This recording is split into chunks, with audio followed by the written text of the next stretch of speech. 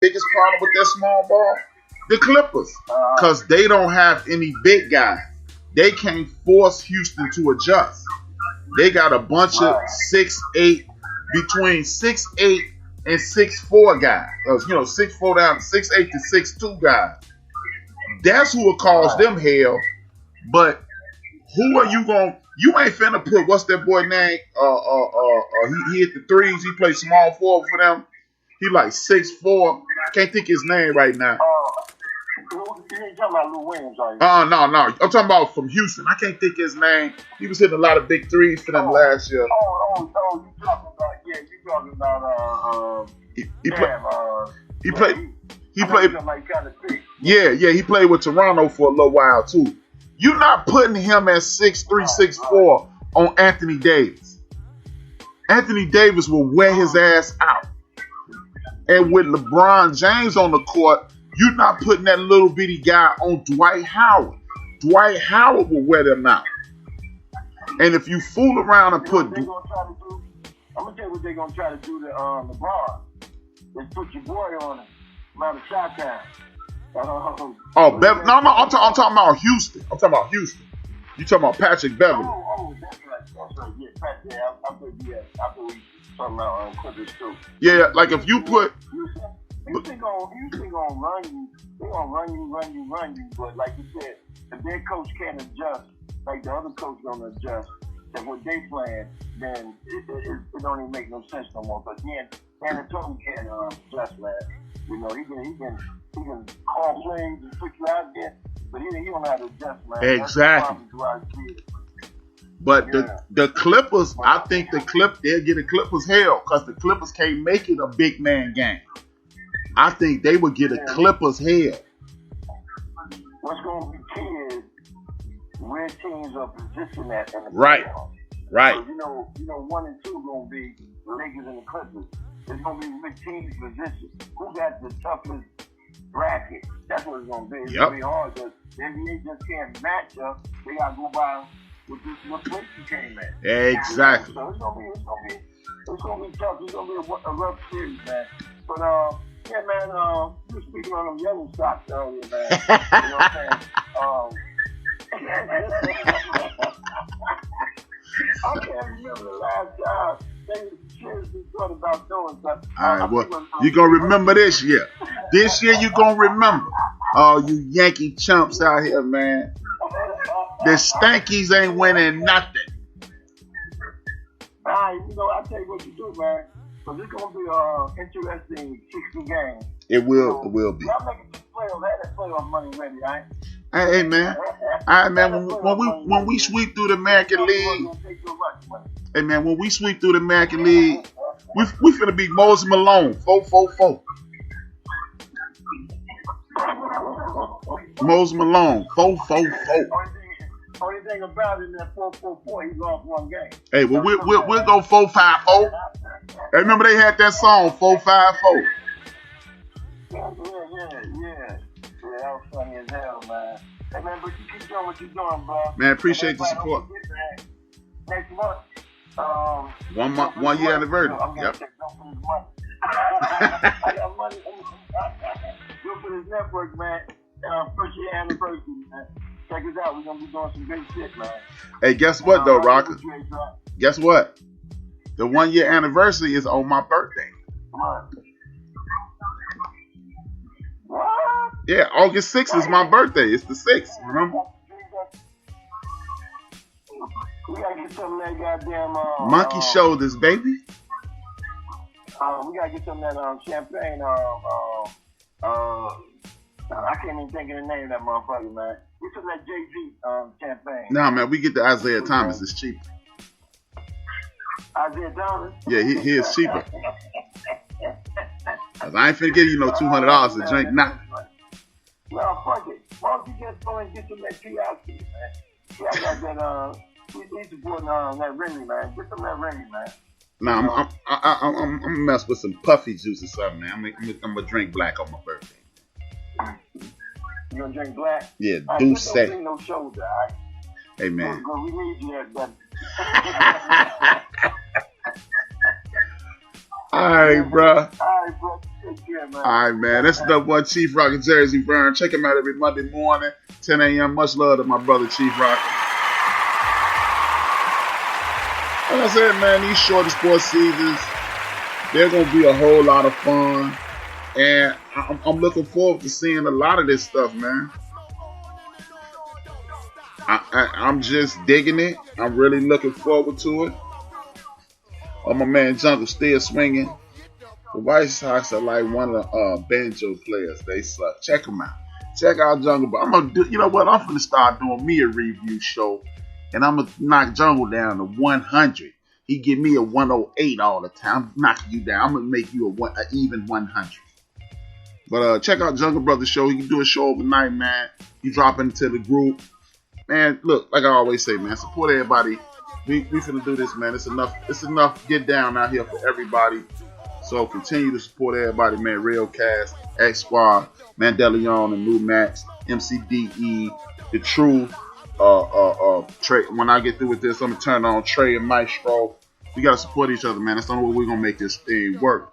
But I'm gonna hit this last topic.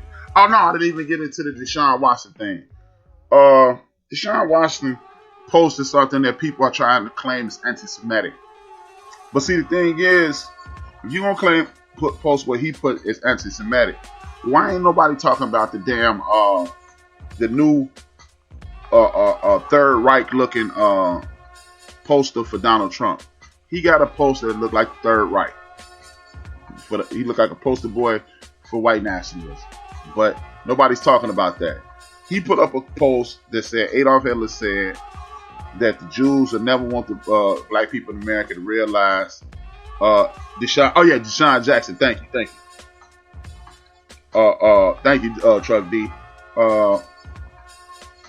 And he put up this quote. I don't want to misquote it or quote it, but it was basically saying the Jews don't want black people to realize that they're the true children of Israel. And because it's a quote from Adolf Hitler, everybody wanted to make it anti-Semitic. Meanwhile, the president of the United States is holding up Bibles upside down.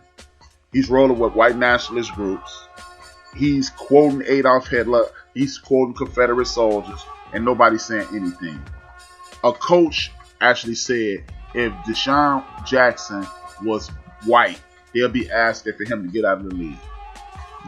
Well, guess what? No, they wouldn't, because you quote a racist does not mean you're racist. None of those quotes had anything to do with anybody disrespecting anybody. He just posted a quote from someone who a lot of people worldwide feel that way. It didn't say anything negative about the Jewish community, and I don't think that's I don't think he's an anti-Semite. Anytime you say something you black and it ain't ass kissing, you got a problem. Well, how about this? If y'all want to put Deshaun Watson out the National Football League, why don't you fire the dudes who used to work? Why don't you stop letting the dudes who used to work for the Philadelphia Eagles who tried to make him out to be a crip and a gangbanger and a thug? Why don't y'all get the president out of office for pretending that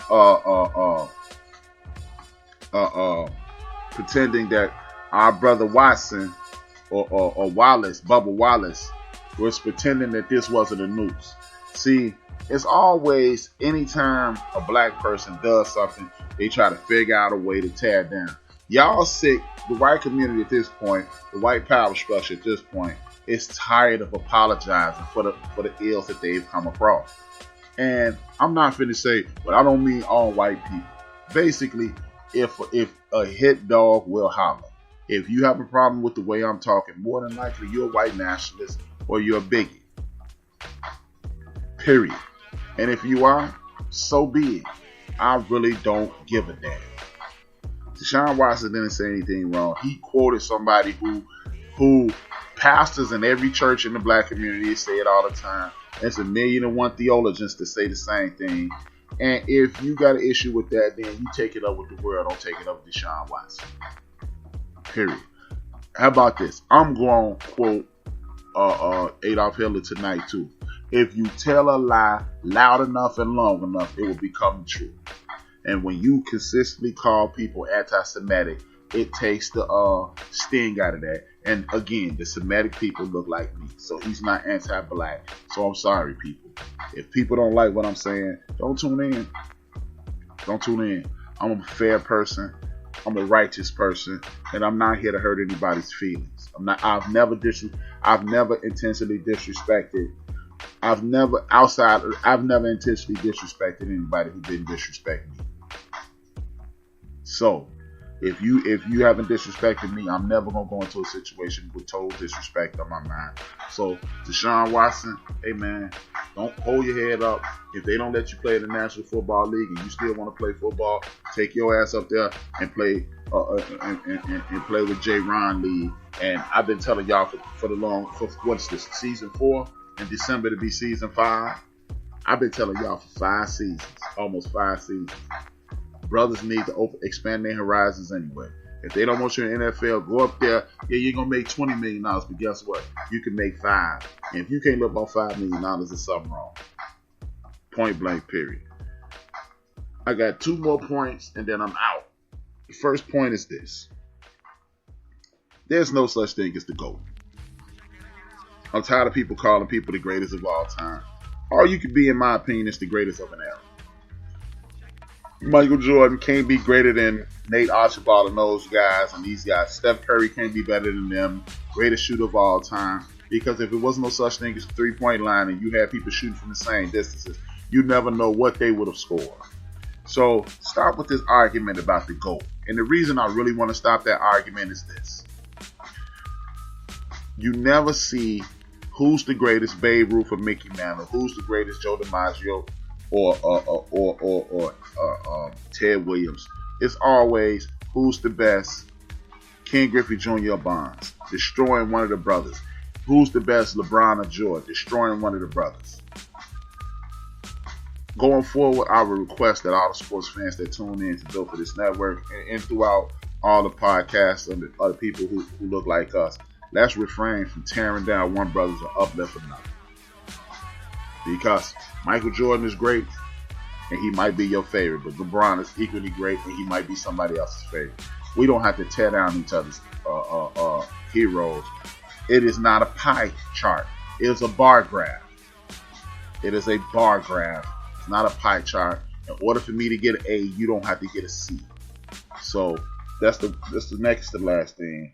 And my last thing I'm going to talk about tonight is, I hope I'm saying his name, Moeller Maker.